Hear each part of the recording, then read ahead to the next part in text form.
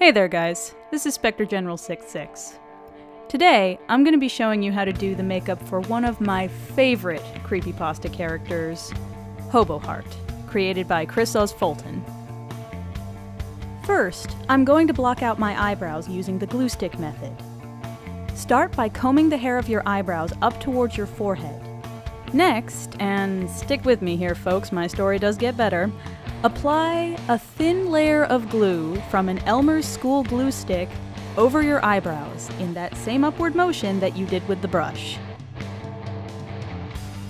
Once you have firmly glued your eyebrows to your face, dust it with a little bit of neutral setting powder while the top layer is still slightly tacky.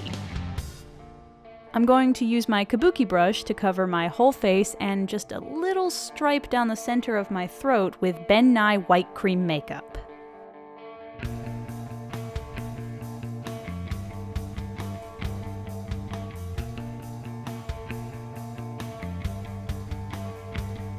The white Ben Nye is a little prone to patchiness, so you might have to go back over it with a small flatter brush to fill in those areas that didn't quite get filled in the first time round, especially in your eyebrows.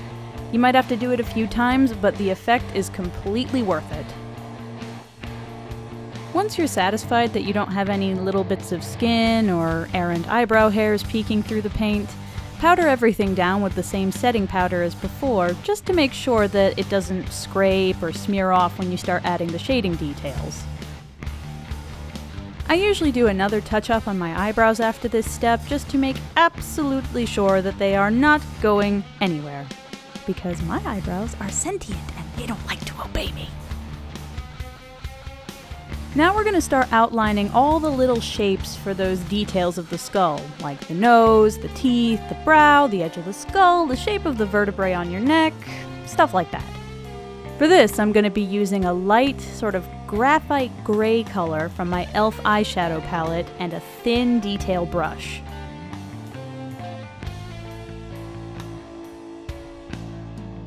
One little tip for when you're drawing the teeth, try not to draw them past where your smile naturally goes, because if you do, it's going to look really unnatural, and not in the spooky way, more in kind of the silly way.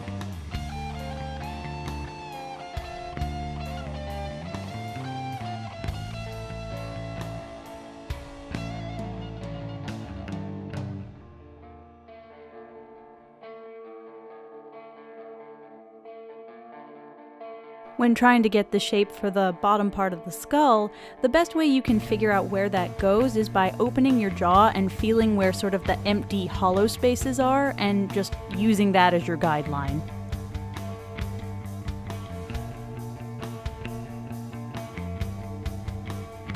Now, the brow and the eye socket is one of the places where you actually can get away with over-exaggerating things.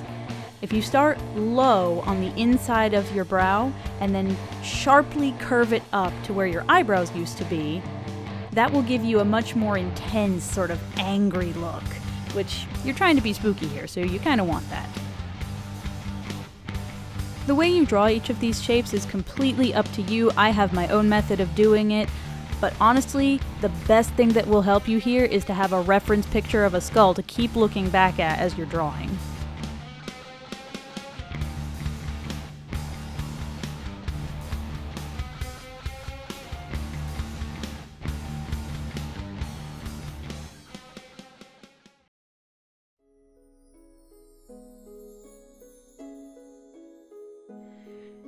Use that same gray that you drew the outlines with to fill in all the little hollow or empty looking spaces of the skull.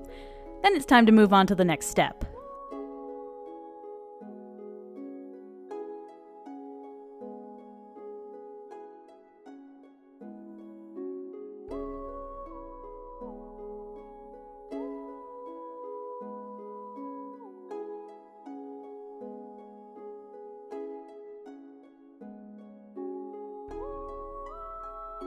Using a black eyeshadow from my e.l.f. palette, I'm going to start filling in the inner corners of my eyes and then fanning it out towards the outer edges.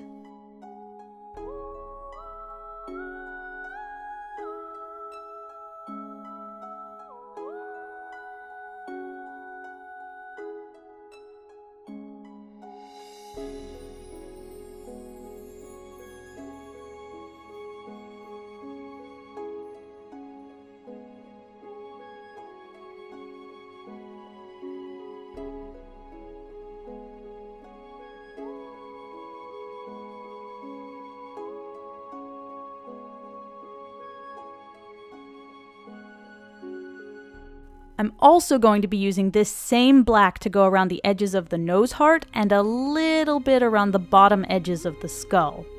Basically, any area that's meant to be the most sunken should be very, very dark and then slowly get lighter towards the outer edges of it. This is going to give you a lot more depth and more of a three-dimensional look.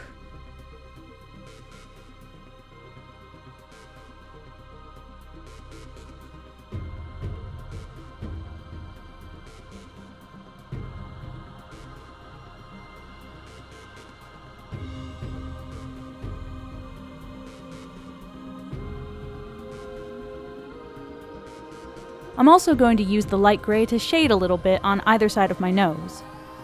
I'm also going to go back to that gray area on either side of my nose and add just a tiny dusting of black to it to darken it up and drag it out under the shape of the eye sockets, just to make that whole area appear a little more flat.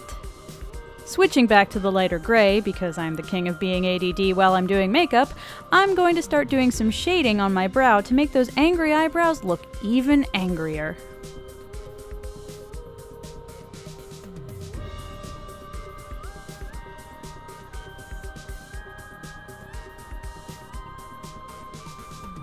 While I'm there, I'm also going to draw in the detail around my temples.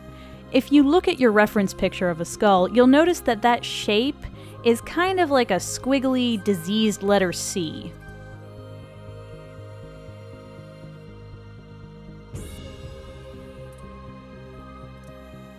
Fill in your zombie C's with the same gray that you drew the outline with, and then slowly fan it back towards your hairline. You want to make sure you have that gradient going. Don't let it be a solid block. Then take your black and trace it around the outer edges of that same shape, just like you did with all the other hollow areas.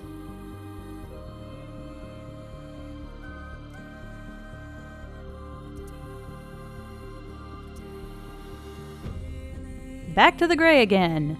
This time we're going to draw some detail lines between and above the teeth so that they look a little more broken up.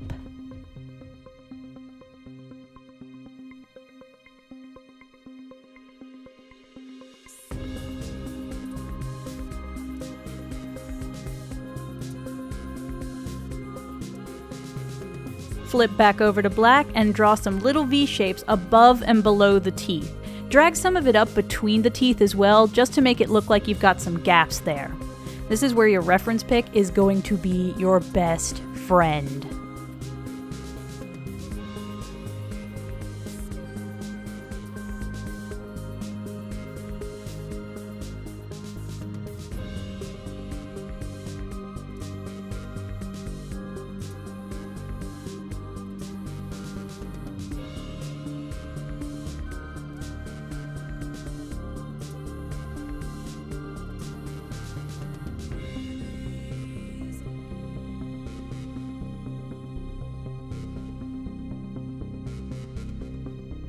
And we're back to the gray to add some shading to my forehead.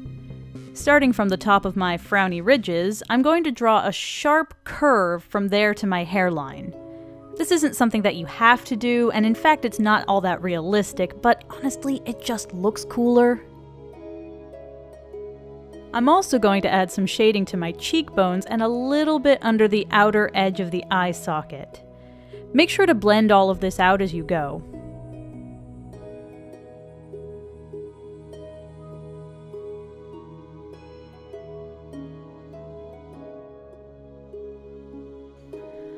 I'm going to go ahead and darken the waterline of my eyes using my Maybelline Kohl eyeliner pencil. I'm doing this now because I really don't want to be pulling my eyelids around once we get to the next step. Now we're going to make everything look a little more sharpened and defined. Remember all those darker areas that we filled in with black eyeshadow? Well now, take some Ben Nye black cream paint and start darkening those up, as well as using a fine-tipped brush to sharpen up all the edges of your details. This will give you an illusion of having much more depth to those hollow areas. Sadly, my camera died before I could film the rest of this process, but all you need to do is shade the vertebrae in the same methods that you did for the skull. Again, reference pics. Best friends. Then, fill in all the unmakeup areas with your black Ben Nye paint. After that, pop on a white wig, some blue contacts, and a light gray hoodie. I hope you guys enjoyed the video. If you did, don't forget to like and subscribe on the way out. Also, if you aren't familiar with the character, I'll pop a link to Chris Oz Fulton's DeviantArt and Tumblr in the description below, as well as a list of the products that I used in this video. Thanks for watching, and I'll see you next time.